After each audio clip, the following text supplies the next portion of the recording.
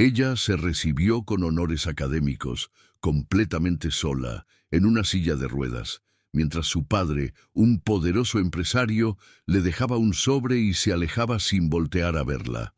Ella, una empleada de limpieza, la observó desde la distancia hasta que su hija de 8 años le cuestionó por qué nadie la abrazaba. Lo que sucedió después no estaba previsto. Una flor, una palabra, un gesto y una decisión que transformaría 3 existencias para siempre. Esta no es una historia de compasión, es una historia sobre amor verdadero, valentía silenciosa y la familia que construyes cuando el mundo te voltea la espalda. No olvides suscribirte al canal, darle like y dejar un comentario contándonos desde dónde estás escuchando esta historia.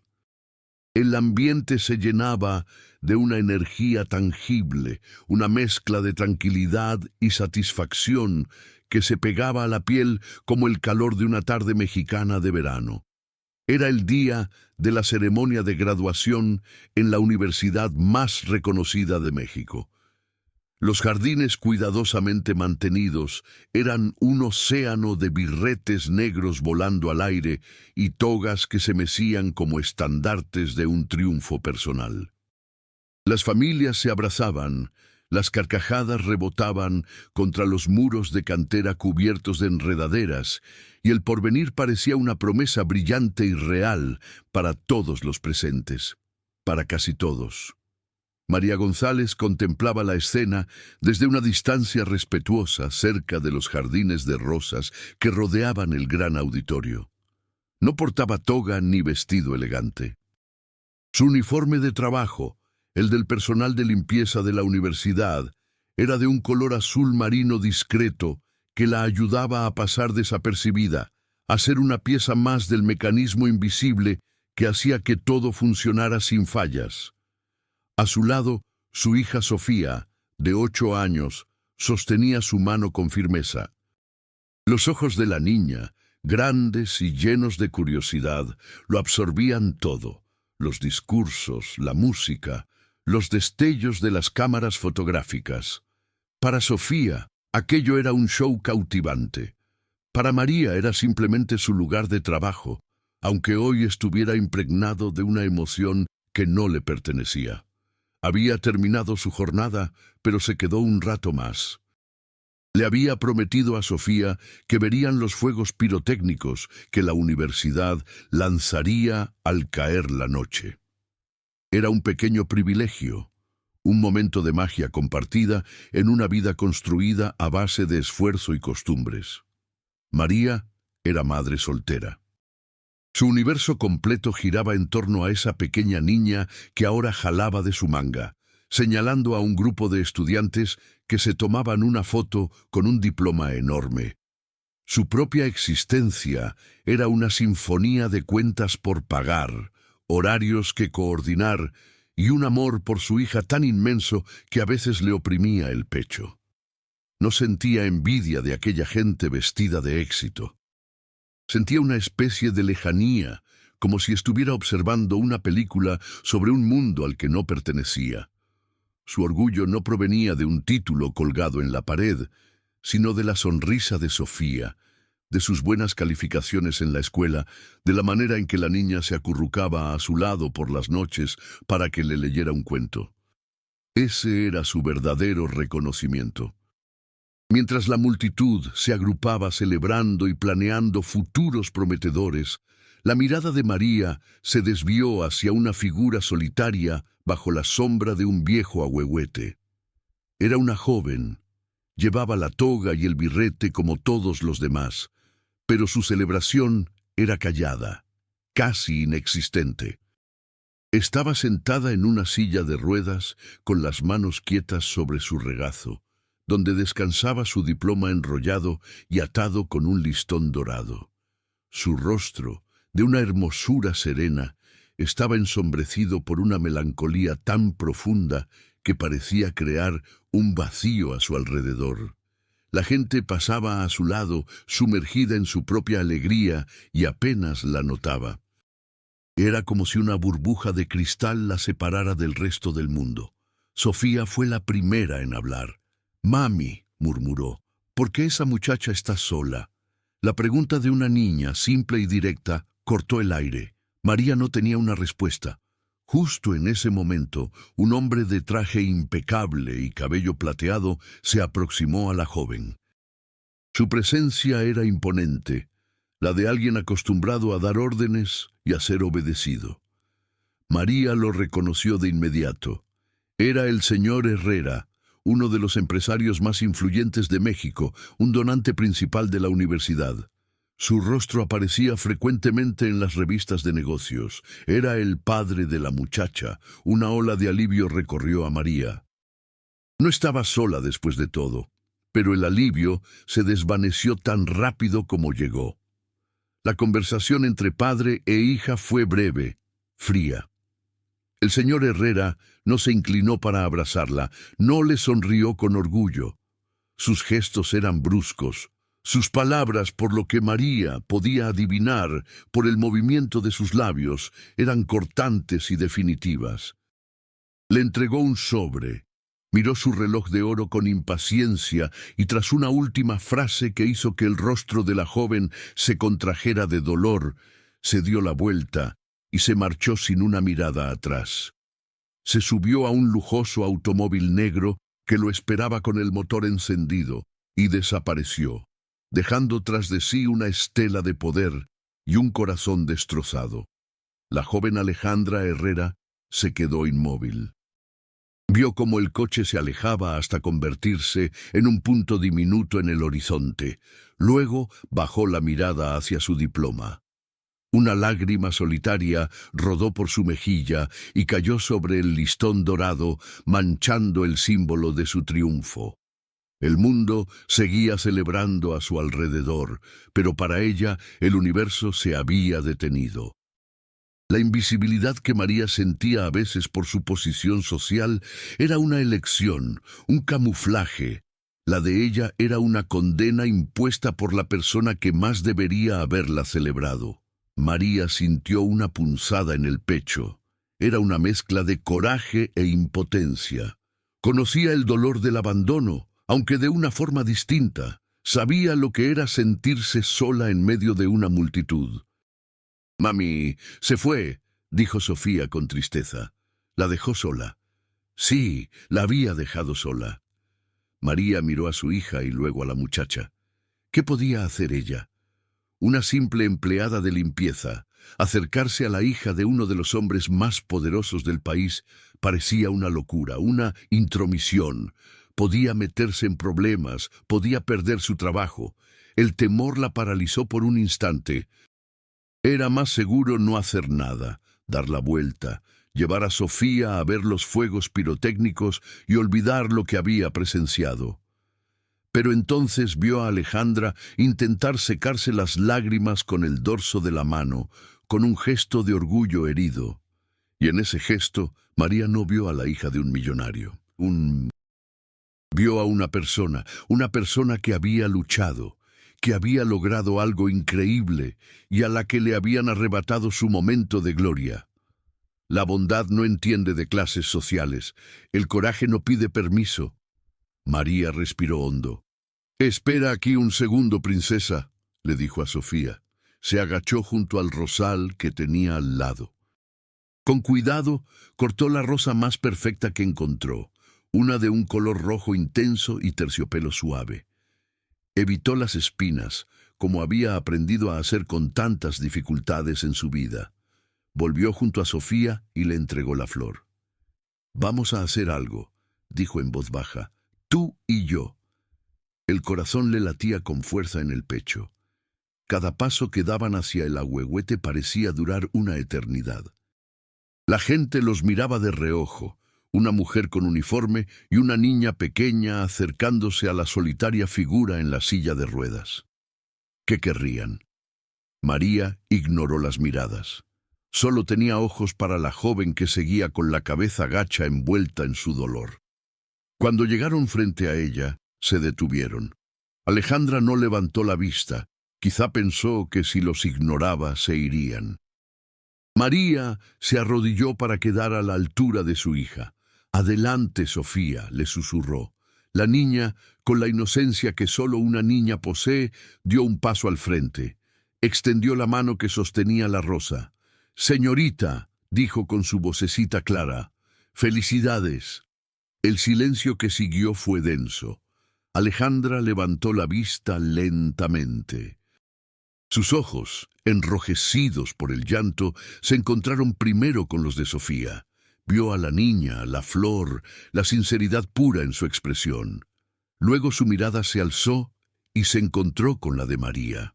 Vio a una mujer con ropa de trabajo, con las manos algo callosas, pero con una mirada llena de una compasión tan genuina que la desarmó por completo. No había lástima en sus ojos, había respeto.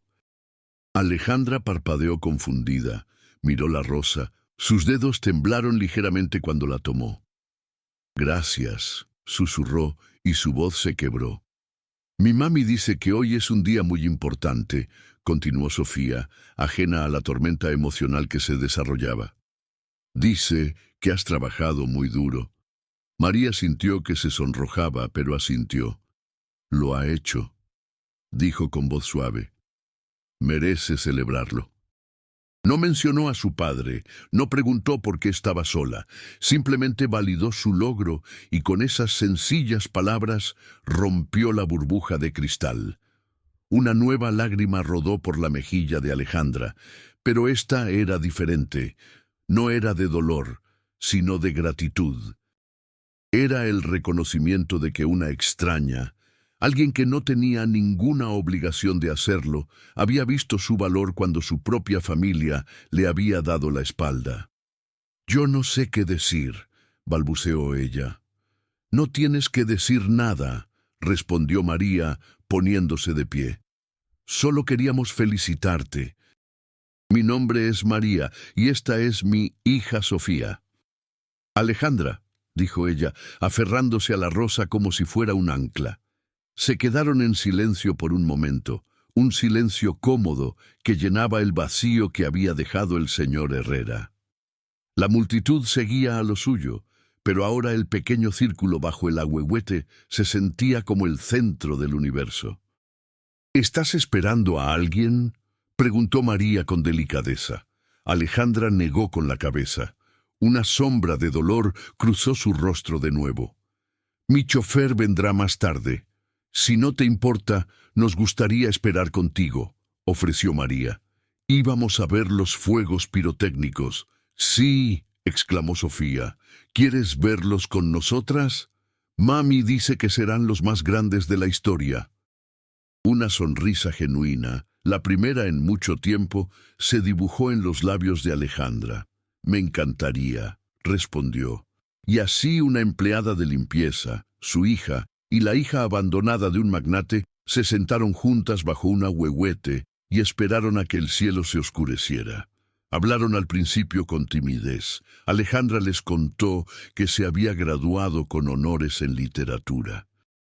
María le habló de su trabajo, de lo orgullosa que estaba de mantener los jardines donde ahora estaban sentadas. Sofía les contó todo sobre su equipo de fútbol y su pez mascota, al que había llamado Rayo. Poco a poco las barreras se disolvieron. Alejandra descubrió que la risa de María era cálida y sincera. María descubrió que la inteligencia de Alejandra era aguda y su espíritu, a pesar de estar herido, era increíblemente fuerte. Cuando el primer cohete estalló en el cielo pintando la noche de colores vibrantes, las tres miraron hacia arriba. Sofía soltó una exclamación de asombro. María sonrió mirando a su hija, y Alejandra, por primera vez en todo el día, se sintió feliz, se sintió vista. Esa noche fue el comienzo. Intercambiaron números de teléfono con la torpeza de quienes no están seguros de si el otro realmente quiere mantener el contacto. Pero Alejandra le envió un mensaje a María al día siguiente. «Gracias de nuevo por la rosa y por la compañía». María le respondió: «Fue un placer conocerte, Alejandra. Sofía no ha dejado de hablar de ti». El primer mensaje llevó a un segundo y a un tercero. Una semana después, se encontraron para tomar un café lejos del campus universitario. En una pequeña cafetería de barrio en la colonia Roma, eran simplemente María y Alejandra. Ella se enteró de su accidente ocurrido años atrás, que la había dejado en la silla de ruedas. Se enteró de cómo su padre nunca había aceptado su condición, viéndola como una imperfección en su legado de éxito. Su graduación era la prueba de que podía valerse por sí misma, pero para su padre solo era un recordatorio de lo que él consideraba un fracaso. María escuchó sin juzgar, ofreciendo un silencio comprensivo que era más elocuente que cualquier palabra de consuelo.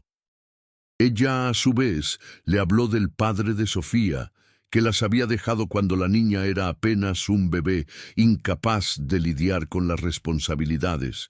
Le habló de sus miedos, de sus sueños para su hija, de la soledad que a veces sentía en las noches silenciosas. Descubrieron que a pesar de las abismales diferencias en sus cuentas bancarias, sus corazones hablaban el mismo idioma, el del dolor, la resistencia y la esperanza. Sofía se convirtió en el puente que las unía. Adoraba a Alejandra. Le encantaba que ella le ayudara con los deberes de literatura y que le contara historias fantásticas que inventaba sobre la marcha. Alejandra, que se había sentido como una carga para su propia familia, descubrió con Sofía que podía ser un refugio, una fuente de alegría y sabiduría. Los cafés se convirtieron en paseos por Chapultepec. Los paseos por el parque se convirtieron en cenas en el pequeño departamento de María en la colonia Doctores, donde el olor a comida casera se mezclaba con las risas de Sofía. Alejandra, que había crecido en una mansión fría y silenciosa en las lomas, encontró un hogar en aquella modesta vivienda llena de vida. Una tarde, mientras ayudaba a María a preparar la cena, ella se detuvo y la miró. «¿Sabes?», dijo en voz baja. «Cuando te vi en la graduación, solo vi a alguien que necesitaba una amiga. Y eso fue lo que encontré», respondió ella, su corazón latiendo un poco más rápido. «Pero ahora», continuó ella acercándose, «ahora veo mucho más».